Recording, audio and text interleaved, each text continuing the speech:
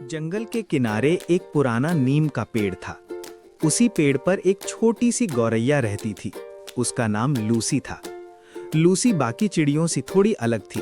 वो बहुत जिज्ञासु और बहादुर थी। हर सुबह जब सूरज की पहली किरण पेड़ की टहनियों पर पड़ती, लूसी आसमान की तरफ देखकर सोचती, आखिर इस जंगल के उस पार क्या है। एक दिन जंगल में अचानक अजीब सी खामोशी छा गई।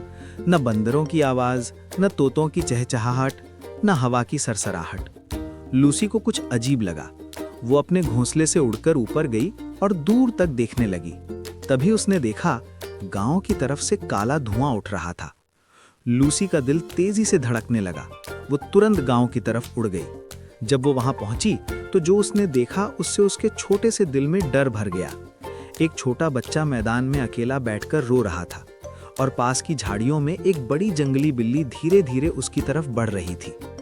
लूसी समझ गई कि अगर उसने कुछ नहीं किया तो वो बच्चा बच नहीं पाएगा। वो जानती थी कि वो सिर्फ एक छोटी सी चिड़िया है, लेकिन उसके दिल में हिम्मत थी। लूसी ने अचानक फैसला किया।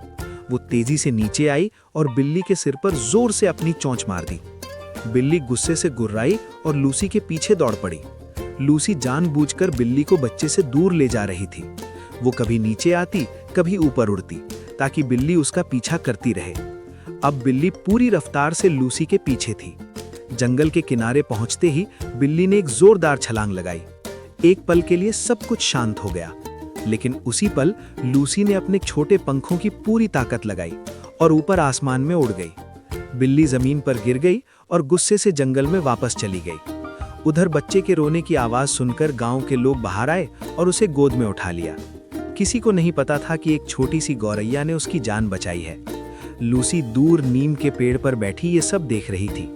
उसके पंख थोड़ा घायल थे और सांस तेज चल रही थी, लेकिन उसकी आंखों में एक अजीब सी चमक थी, क्योंकि उस दिन लूसी को समझ आ गया था, छोटा होना कमजोरी नहीं होता। अगर दिल में हिम्मत हो तो एक नन्ही गौरैया भी किसी की जिंदगी बचा सकती है।